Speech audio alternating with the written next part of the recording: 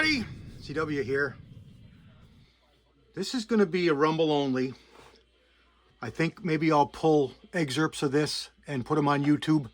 But if you want to see this whole video, you got to check it out over on Rumble. So take a scoot over there.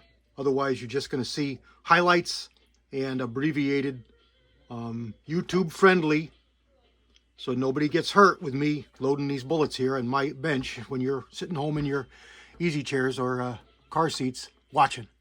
So stand by. Hello, Ellie. You coming to see? Where are you?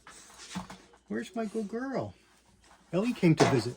Come on over here. Come here. Over here so everybody can see you. Come here. Come here. Oh, back upstairs. That was the extent of my visit.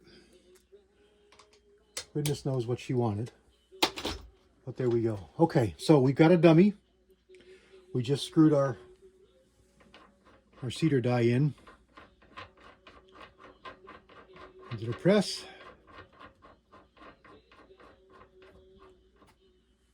And I've got these lights. I really like this one. This is Walter Bunning gave us the idea for these, all of us. And they are sewing machine lights. And they are on a magnet. And this one is on a super heavy duty magnet. And I really like this one. It really, really sticks really, really good. And it's got a long bendable arm on it. And it works by finger contact. So I like it a lot. You can get it up out of the way, put it right where you need it. You can see the powder in your cases. I really like it a lot. So we got the die in there. We're just going to back this off just a little bit because I'm assuming it's set up right, but we're going to make sure that it is. So bring your ram up nice and easy. Want to make sure you're not hitting anything to change. And then you screw this down till it makes hard contact. And then set your die, set your lock ring. There you go. Let's double check. Make sure we didn't change this. Remember, it was just over 2710. And we'll make sure we're zeroed out. Yep, dead on. And 2715, which is fine. What do I got, a scratch? Like my lens scratched? Or is it cracked? Oh, it's cracked. My glass is cracked. Right there. You see it? That's unfortunate. Okay, so we're set. Put our dummy back in the box. Let's get our 39 grains. Our first load. We got powder in there. We can see the powder because of the light. See our bullet. Bring it down. 3/4 of the way. Give it a turn all the way. Give it a turn. This just assures that it's as true and square and centered as it can be. Put it back in our die here. Okay, so this die, this bullet is a little bit different. So we're now shy. We're now 11 thousandths shy. So that's only 39 grains. It's only our starting load, so it's not a big deal. We're going to let that go. But we're going to adjust this back out a little bit and see if we can pick up that lost, what, 15 thousandths? Or no, 8 thousandths. Move our bullets over here. Now that's because of the ogive shape. It's a little bit different between this bullet and that 107. The same thing again. Seat it about halfway. Give it a turn all the way. Give it a turn all the way again. Open it up. Measure this one. Now we are 23. So we're a little bit long.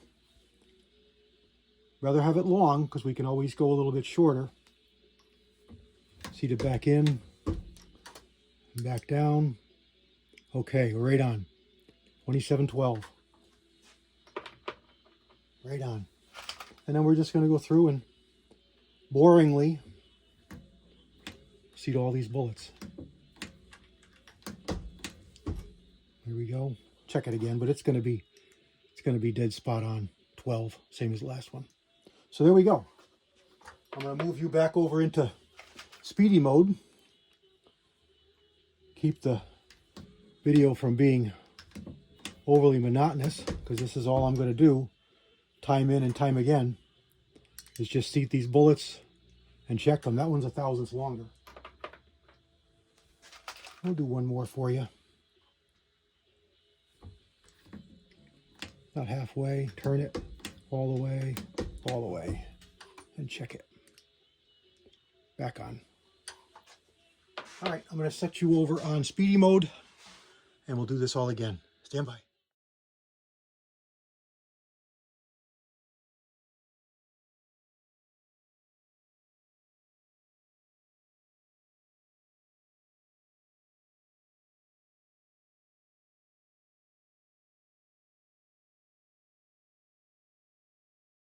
And here's the last 4. These are our 42.5 grain loads.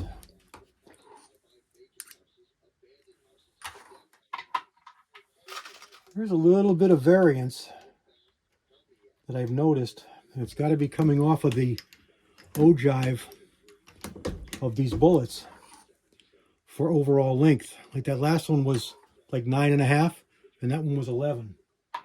So the only difference really, well, I guess it could be a little bit in the velocity of my stroke.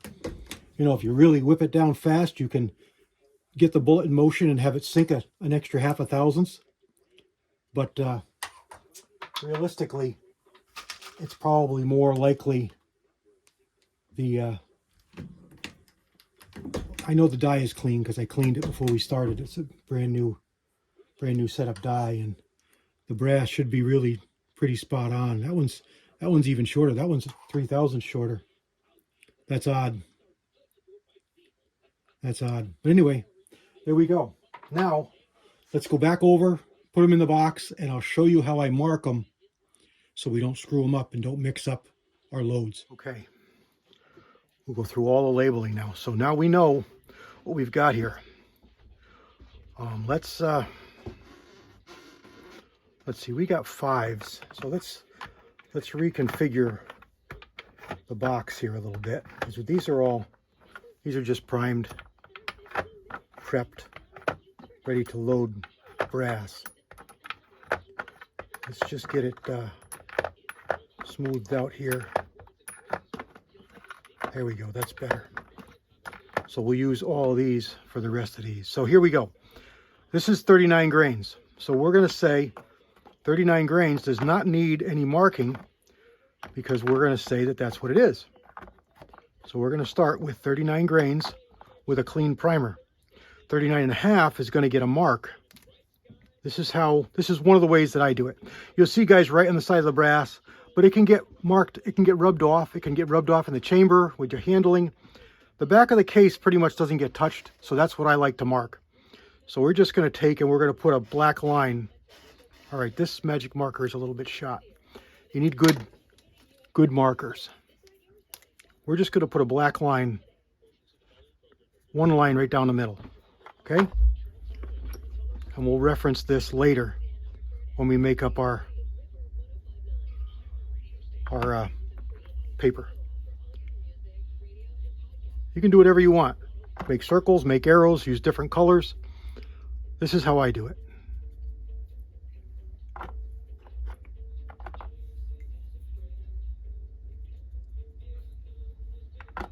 Okay, there's 39.5. Now we're going to go to 40. So we're going to do 2 lines. Make a cross. Again, you can do circles, different colors, whatever your heart desires. But I think marking the back of the brass is better than writing on the side of the brass. Because every time I've tried to write on the side of the brass, more times than not, it gets rubbed off. Or part of it gets rubbed off. I can't read it. You don't really have to read this. And if it gets partially rubbed off, it's still going to be enough there to see. Okay, so now we're getting clogged. So what are we going to do? Let's go to circles. Let's just ring the primer. We're just going to draw a ring around the primer. Okay? And as you get old with your markers, they're not quite as clean as, you know, newer ones with a sharp tip. This has kind of got a blunt tip. So you may want to dedicate new markers to doing this kind of stuff.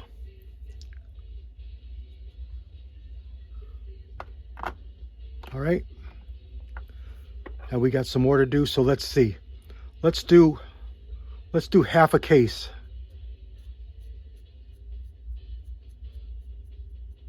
Half the case is black.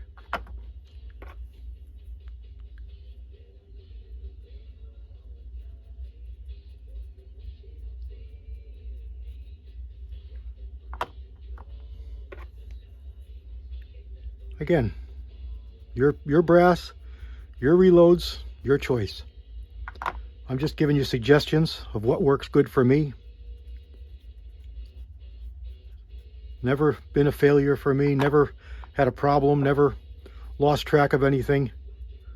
And I'll show you part of the reason why in a few moments here. Okay, so now we're up to 39, 39 and a half, 40, 40 and a half, 41, 41 and a half. So, what else do we got? We don't really have a lot more that I like to do. We can do the whole primer black.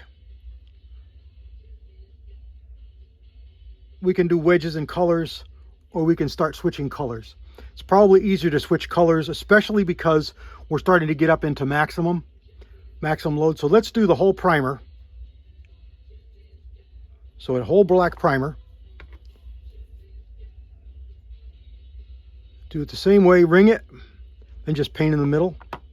So we got nothing on the case with these. And if you only got a few to do, I find it even better if you only mark the primer, because then you don't got to clean your brass or worry about getting the brass clean for next time for it to mix up with another load. Okay, so let's switch over to red, because now we're at maximum anyway. This was a maximum load, 42. 42 and a half is above maximum. So let's ring this with red. And the next one we'll do the whole primer. Because it's a maximum load, you want as much red, or call as much awareness to it as you can, because it's a maximum load. Now don't freak out, you new loaders. I don't recommend this, because you don't know what is going to determine where you have to stop, other than what the book tells you. But why does the book tell you that? You don't know. You're new. No problem with that. Everybody's got to learn. You got to learn what the signs are for pressures.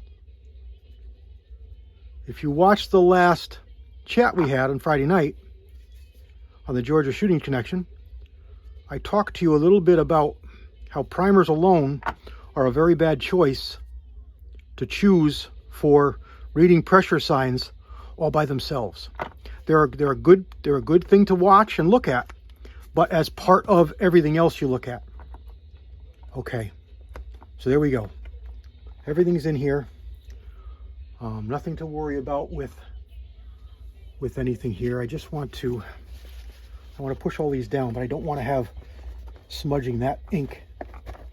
So I'm just going to put a piece of paper on there. These boxes have little fingers in there, and they let you push the brass down into it, so it holds it a little better. All right, and nothing really come off anyway, so let's do our paper. Let me clean up a little bit. Here's my logbook. This is how I keep track of all my loads. I've got boxes of these. This stack here goes back to 2019. But here's how I do it. Now, these are pages that I printed up, made up myself for information for what I want to have. I have a number that I keep writing down that grows ever larger, and it gives me all the information that I need for my load. So let's fill this out. So we got a 243 Winchester. The date today, what is it, the 26th, I think, 326, 23. This primer was a Remington large rifle. I think it's a 9.5. It's a standard primer. The powder was Winchester stay ball.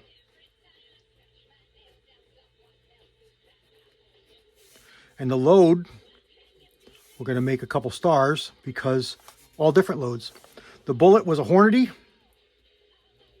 match 105. The case was all Remington Peters, fully prepped. Here's our notes. Here's where we're going to write down all of our charges. So, per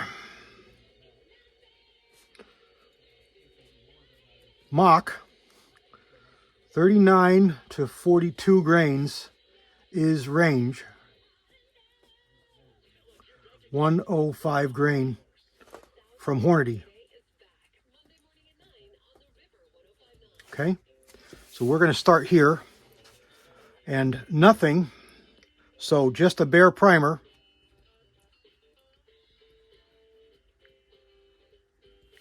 Is 39 grains. Oh, let's write in our overall length. Was 2.712 approximately. Okay, 39 grains. And then we went a line, 39.5. Oh, our pen is finally running out. I've had this pen for years. And we made an X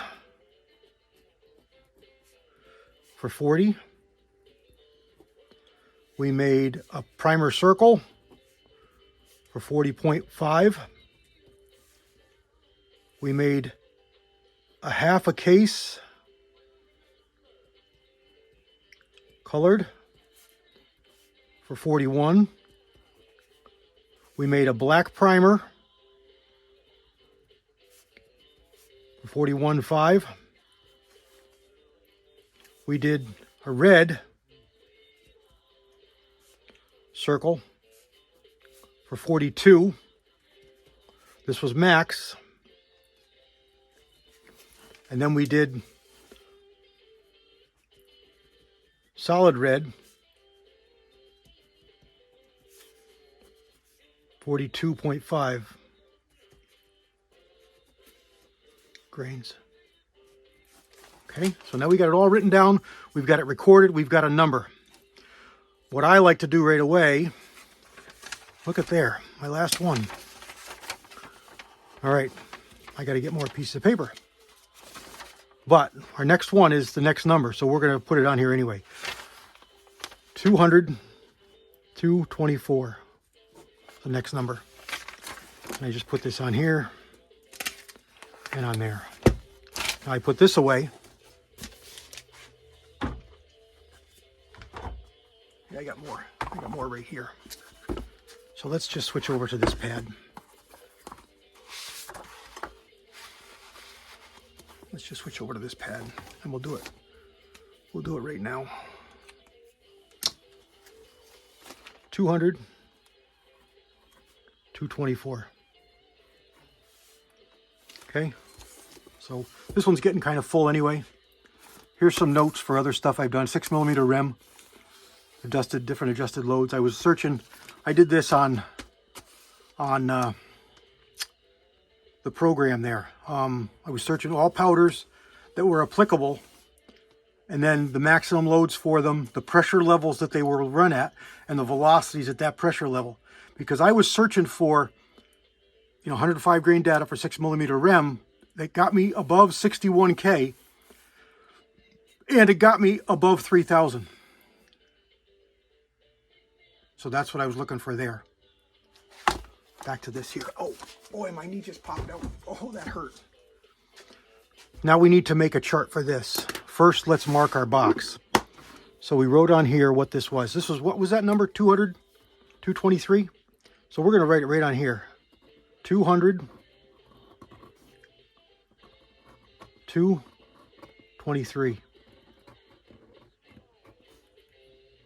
Our pen, this is the pen that was running out. I'm going to throw this away. Let's just pitch this out. Got a good pen over here.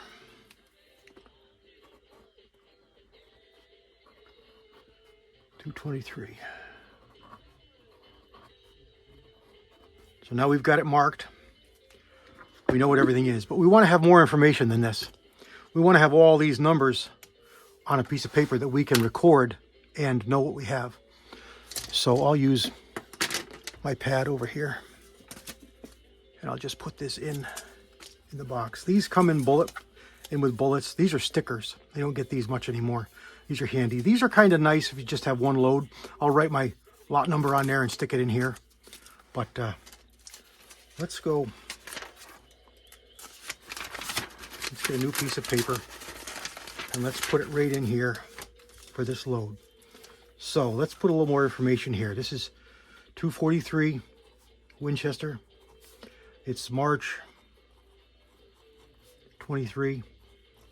This is a 105 grain Hornady match. This is stay ball, 6.5 powder. Remington 9.5 primer. Remington Peters cases. Fully prepped. And the number was 223. Now if this gets away, you've already got all your information. So we've got no mark, no 39 grains. We got a slash, 39.5. Got an X, 40. We've got a primer circle, 40.5. We've got a half a case for 41. We've got a black primer for 41.5. We've got a red ring for 42 grains. That's a max. And then we've got red for 42.5. And we've got an overall length of 27.2 inches. Okay. Just going to take this and put this in our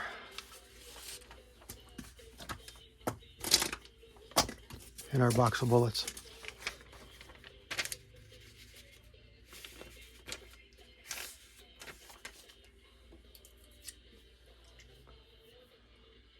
I don't like